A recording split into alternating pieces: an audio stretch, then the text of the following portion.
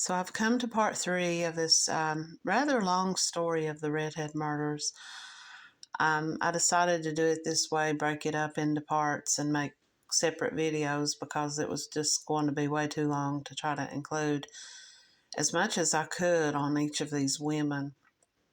I probably left out a lot of details about some of these women, and if there were other, like I said in the last video, there was one woman who was thought to maybe have been linked to another killer, and I'm going to look into that, and I'm going to see what I can find out about that and do a little follow-up on her case.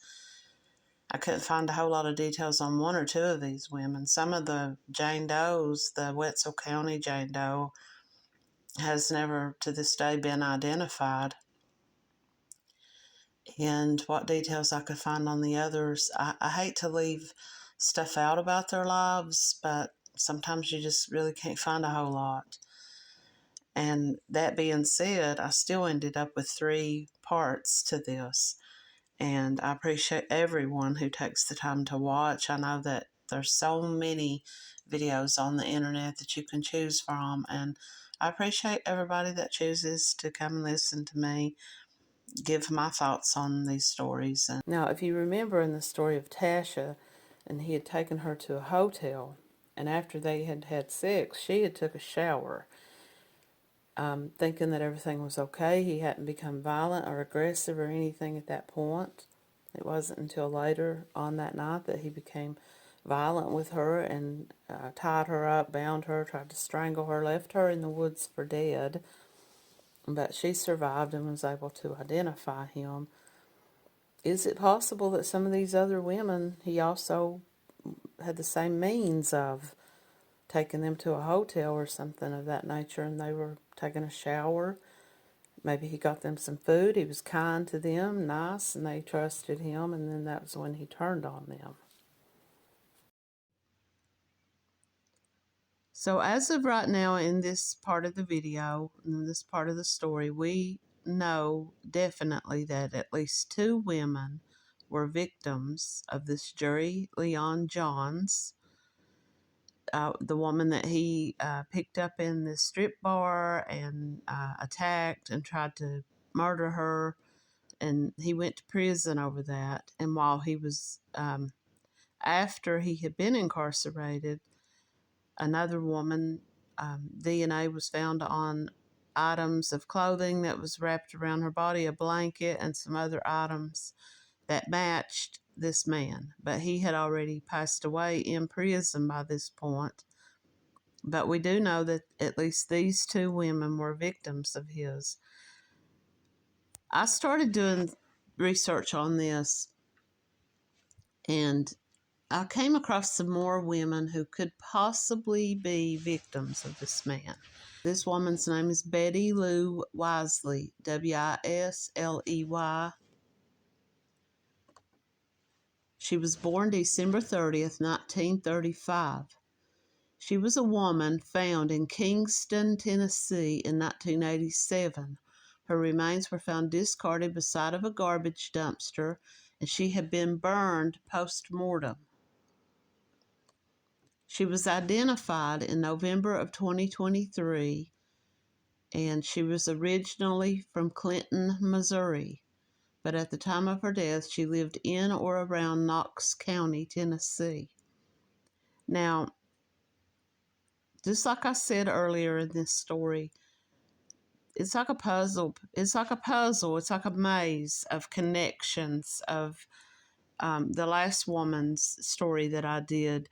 She was living in St. Louis, Missouri, and she was found in Missouri. This woman was from Missouri and had later moved to Knox County, Tennessee, and many of the victims were found in or near Tennessee. Now, here's what we know about the woman at the time that she was found. She had naturally brown hair, but it had been dyed red.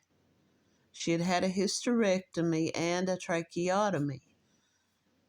She had breast implants, and she had a gunshot wound to her back, and she still had a bullet lodged in her spine. Her date of discovery was August 29th, 1987, in Roane County, Tennessee. Now, the other story said she was living in Knox County. It's all very close to each other, and it was estimated that she had not been dead for very long. She died very soon before she was found. She was estimated to be 35 to 50 years of age, and we know that she was 51. She was a white female. So here is from DNA Solves. In August of 1987, a passerby discovered human remains beside a garbage dumpster in the 2600 block of Highway 58 in Kingston, Tennessee. Forensic anthropologists determined that the remains were those of a white female. The woman had been burned after her death and discarded beside the dumpster. It may have been the man's intention to put her body in the dumpster, but maybe he couldn't lift her. Investigators with the Roane County Sheriff's Office worked to determine the identity of the woman, but their efforts were not successful, and she was classified Roane County Jane Doe. A forensic sketch depicting how the woman may have appeared in life was put out to the public. In April 2009, the University of Tennessee Forensic Anthropology Center submitted a sample of her remains to the FBI. A DNA profile was developed and entered into the Combined DNA System, CODIS, and details of the case were entered into the National Missing Persons, NamUs. Despite exhaustive efforts, no developments occurred, and the woman was not identified. However, in April of 2023, as part of the Tennessee Bureau of Investigation's Unidentified Human Remains Initiative, agents assisted the Roane County Sheriff's Office by submitting forensic evidence to Othram Labs in Texas. Scientists developed a suitable DNA extract from the evidence and were able to build a DNA profile for the unknown woman. Based on the evidence that they were able to develop, the Roane County Jane Doe became known and was identified as Betty Lou Wisely. Wisely was from Clinton, Missouri, but she was living around or near Knox County, Tennessee. And she had children, and had they been searching for her? Was she estranged from her family? She didn't really fit the description of some of the other people who had been found. It just says if anyone has any information about her or about what may have happened to her, or if anyone knew what may have happened to her, they can call the Roane County Sheriff's Office at 865-717-4722. Now, the next woman, Stacy Lynn Chahorsky, I mentioned her in part 1 of this.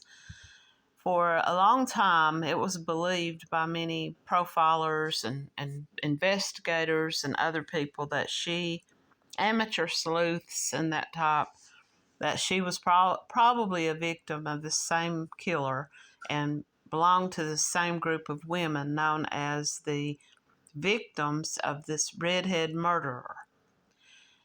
But it was later discovered through DNA that she was a victim of a different truck driver, which is strange enough, but Jerry Leon Johns, so far that we know of, has only been connected to Tina Farmer and the woman in Knoxville, Tennessee, who he picked up at a strip club.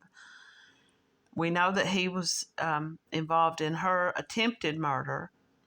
This is why he went to prison. And then his DNA was later linked to Tina Farmer. And while there were so many other victims in the same area, and he was known to have a trucking company, and he lived in Cleveland, Tennessee, and traveled through this area around Knoxville. He frequented Knoxville quite a bit because he had a membership card to this strip club in Knoxville.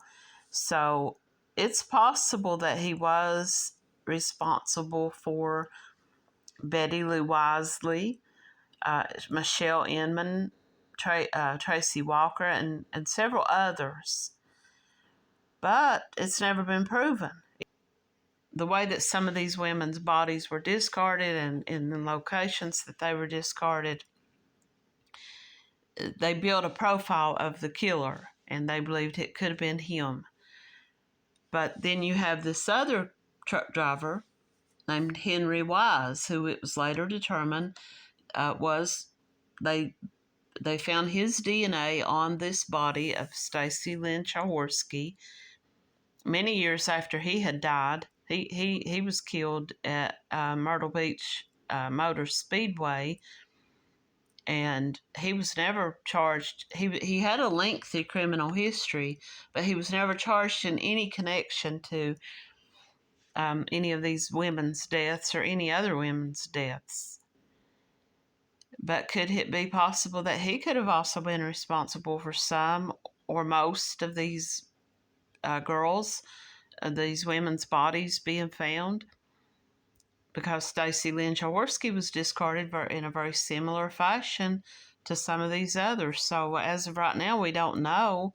It could have been one or the other, and it could have been a third person, or there could be multiple killers of these women because there's been no DNA to link any of them.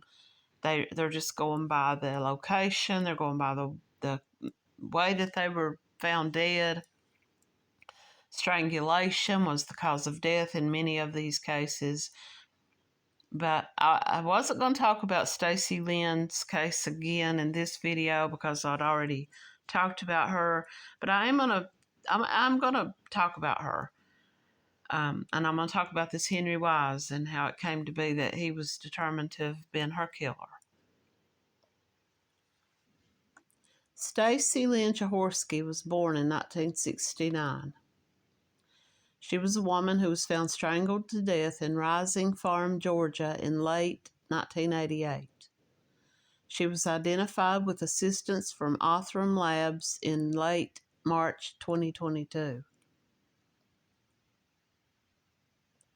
Now, it goes on to say that in September of 2022, her killer was identified as Henry Frederick Wise. Stacy Lynn was reported missing in January of 1989, 4 months after she had contact with anyone. She had informed her mother over the telephone that she was planning to hitchhike from her current location in Tennessee, and some people say it was actually in North Carolina. But anyway, she was going to try to hitchhike back home to her family in her home state of Michigan. Her remains were discovered along the east side of northbound I-59 near Rising Farm in Dade County, Georgia. Now, this was approximately 5 miles from the Georgia-Alabama state line. It was suspected that the victim may have been a hitchhiker, and now this was prior to her identification. This was before they made an ID of her and spoke to her family. Her mother said yes, she was trying to hitchhike back to Michigan. They believe that she was sexually assaulted and had been strangled. Now, serial killer Samuel Little confessed to the murder of Patricia Parker, which also took place in Dade County, but he was cleared of this case through DNA evidence. They thought that he was the murderer of this woman because he had murdered another woman in a similar fashion in the same area. In September of 2022, her killer was identified as Henry Frederick Wise, also known as House. He was 34 years old at the time of her murder, and he had a criminal history in Florida, Georgia, and North Carolina. This was before mandatory DNA for felony crimes, so he wasn't in CODIS, as he would have been entered into CODIS upon committing any crimes now, but this was prior to that. But much later on, through DNA testing, they were able to determine that he was the murderer. Now, her characteristics was that she had brown hair with strawberry blonde highlights, and her hair had red frosted tips, and she had crooked teeth, and so this was what they had to go on at the time that her body was discovered. Michigan woman who has been missing for 33 years was identified through genealogy technology. Henry Frederick Wise has been identified through genealogy technology or DNA technology as the murderer of Stacy Jaworski. Wise would have been 34 at the time. He was a truck driver, and he traveled the route for Western Carolina Trucking Company. He drove from Birmingham, Alabama through Chattanooga and Nashville. And he was also a stunt driver. In 1999, Wise was killed in a car accident at Myrtle Beach Speedway in South Carolina. He had a criminal history from Florida, Georgia, and North Carolina, ranging from theft, assault, and obstruction of a police officer. And on his last felony arrest, he had to give mandatory DNA. And they got positive test results on June 13th, 2022. They began to interview family and got DNA swabs from family members. Murray Beth Smith, this was her mother, Stacy Lynn's mother, expressed gratitude to the FBI, the GBI, and all the others from the lab who worked to come up with her daughter's identity. Her daughter had been found years earlier, but they didn't know about what happened to her from the time she spoke to her mother and told her mother that she was going to try to hitchhike home. Once they identified her through DNA, they exhumed her body and brought her to her family. And that was really all I could find on her. Miami County, Ohio. Investigators in Ohio identified a Jane Doe 40 years after her death. The woman, who had simply been known as Jane Doe, is now known to be Marcia L. King of North Little Rock, Arkansas.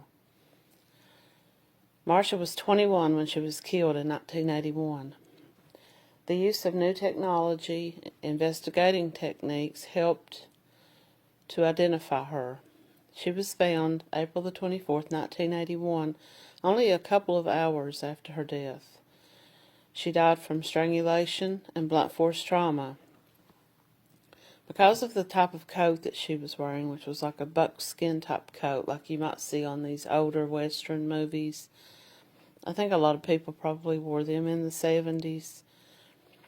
This was 1981. This girl, to me, reading her story, she kind of comes across to me as what might have been known as a hippie. They said she often went barefoot and she liked to travel around, and she just kind of gave off that vibe. So maybe she was a kind of a holdout from the 70s. Police say King also has ties to Kentucky, Ohio, and Pennsylvania. Investigators have theorized that Buckskin Girl had been a runaway, a foster child, or a transient wanderer, unlikely to have spent a significant amount of time in Ohio prior to her death. Although her high quality of personal hygiene strongly indicated that she had not lived as a vagrant. Now, as I've talked about in some of these cases, they were able to come up with the theory that some of these women were prostitutes, some of these women were transients or drifters, or were just living kind of almost on the streets, and many of them were picked up or thought to have been picked up around truck stops. And because of scarring on their body, because of the conditions of their body, the conditions of their teeth and their hygiene, and some of the women were the complete opposite. Some of these women, Betty Lou Wisely, didn't fit this description of this man's, of the type of woman that he would have picked up or have been in contact with. She could very well have just been someone who was in the wrong place that got snatched, because she was completely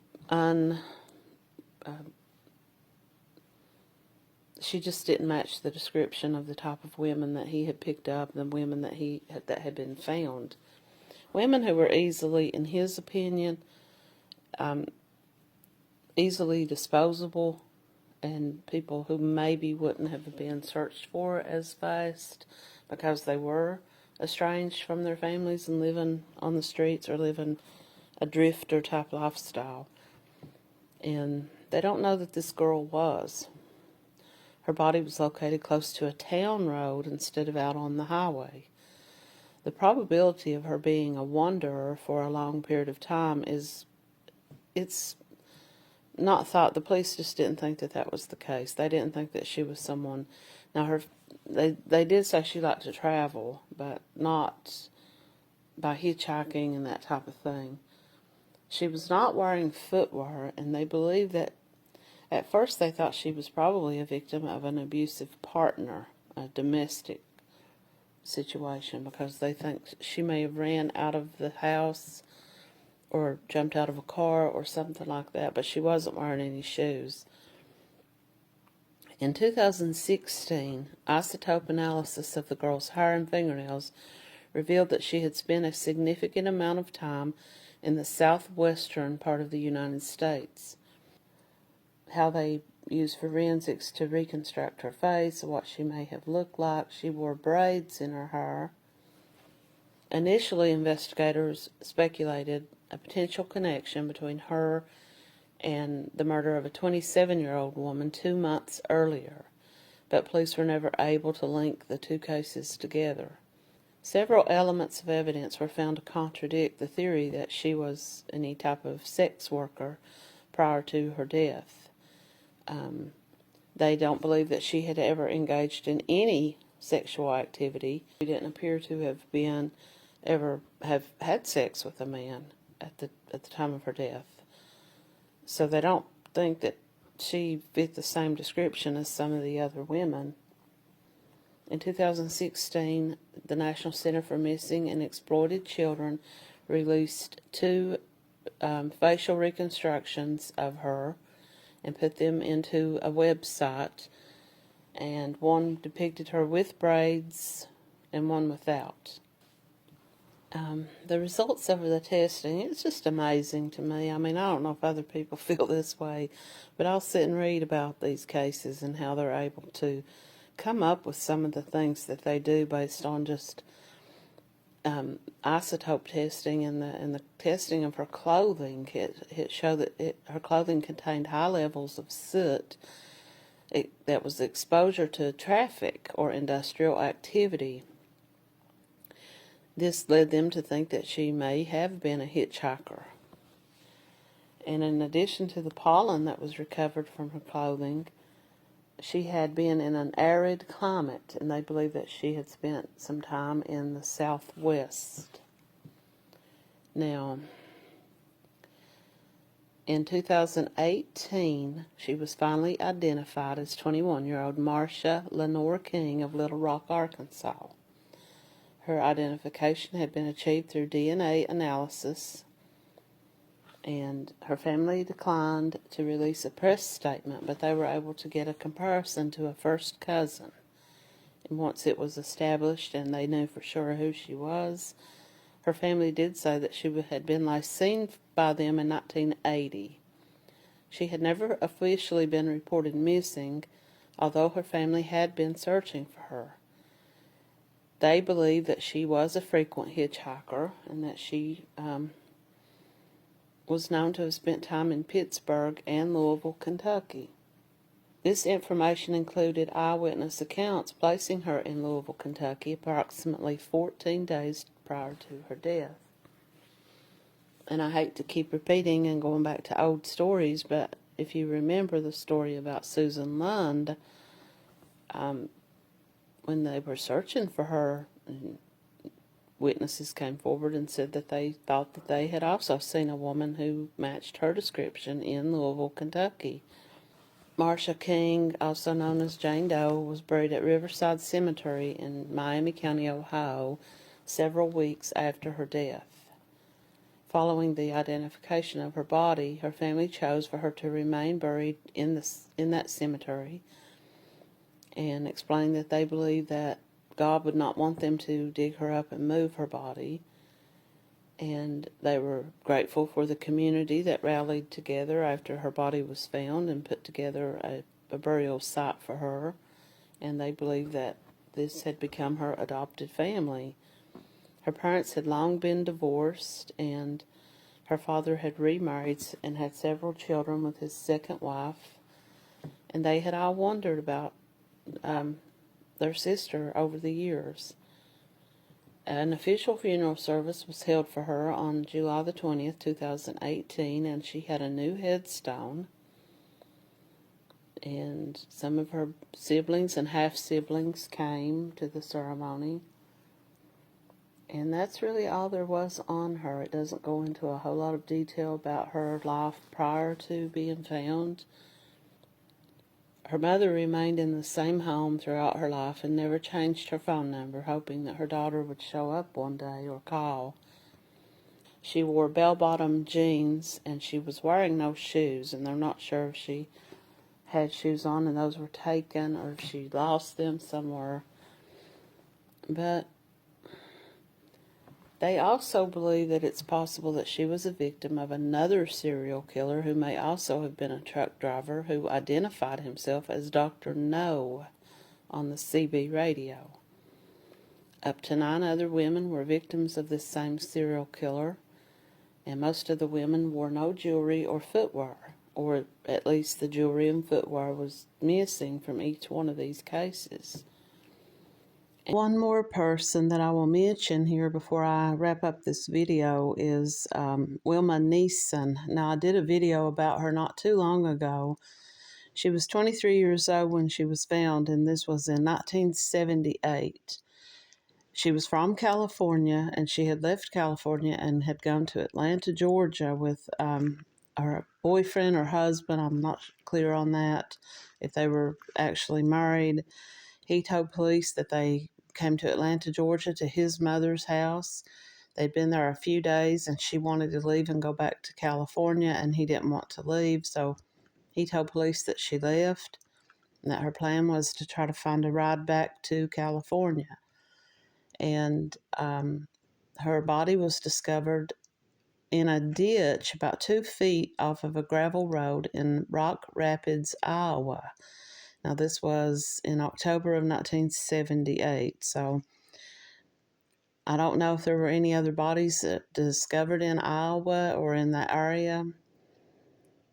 This story, it occurred to me that could there be a possibility that she could have been a victim of this truck driver, or maybe another truck driver, as is told in this story, and I will link the story in this video. And it's possible that, and she was known to prostitute. She did work as a sex worker, and it was believed that she might have been a victim of a sex trafficker who was arrested. I don't know if he was arrested directly to her case or not, but he did go to jail for sex trafficking. It was believed that she had gone to possibly a party to entertain with some other women and was attacked and murdered. But I wonder about that. I wonder if it's possible that she might have hitched a ride at a truck stop somewhere along the way, trying to make her way back to California, and just came into contact with possibly this killer of these other women. And I think that they might have been able to get some DNA. Her feet had been bound and she had been dragged. It was because of the way that the clothing and stuff on her body was positioned, as though someone had tried to drag her by her feet into this ditch. They might have not had a whole lot of time to try to dispose of her farther away from the road. This was probably an isolated roadway. It was a gravel road, and so they hastily dragged her over into this ditch where she was found by a worker who was working on the power company worker who found her body. And so I just wondered about her. I wondered, she did have red hair. It was dyed, but it was a blondish kind of a dirty blonde type red hair. And so I just wondered if maybe she had come into contact with this man. But I hate that when I come to the end of a video, when I put together stories about individuals and I lump them together into one video, I feel like I've not given justice to each story, and I feel like there's so much more to tell. And I am going to look into some of these that I haven't covered yet, some of the ones that like S.B. Pilgrim, who was found in Knox County, Kentucky, in a refrigerator box. I'm going to look into her story a little bit more and see if I can find some more details about her life. Sadly, some of these women, there weren't a whole lot of details about their life prior to this. Some of them were known to be sex workers, prostitutes, and were estranged from their families and just traveled around, and people lost track of them. And sadly, some of their identities were not discovered for many years, 40 years plus. In some cases, they may not have even had family members still living that knew what their lifestyle might have been like at that time. But I'll just say thanks to everyone who took the time to stick this video out. When I started doing this, I knew there was no way I was going to be able to put all these stories into one long video. Hopefully, someone made a comment on my video the other day that said, imagine in the future the advancements in AI, artificial intelligence, and forensics testing, and what they're able to find out about us as people before someone maybe goes missing. There's so many ways to track people now, which sometimes that's good and sometimes that's horrible. But I mean, I've heard of cases where people's bodies have been found or people have been located using a smartwatch, like a Fitbit. And so little things like that, if they'd had this technology way back in the 70s and 80s, it probably would have been easier for people to locate the missing. But keep in mind, many of these women were, separated from their families in some way. They had gone down a road that led them to places that put them in danger and with people that put them in danger. But I'm going to say this real quick. You can live in the most safe environment. I'm got a story I'm working on right now about a woman who nobody would have imagined. She lived in a very safe neighborhood, a very safe environment. And so it's not always your lifestyle. It's not always just people who maybe are frequenting hitchhiking or truck stops or using drugs or maybe go without contact with their family for a long time. It can be people who are seen on a daily basis and are, nobody really knows when these types of dangers are going to strike. So I try to cover as many stories as I can in all different walks of life. And thanks for watching.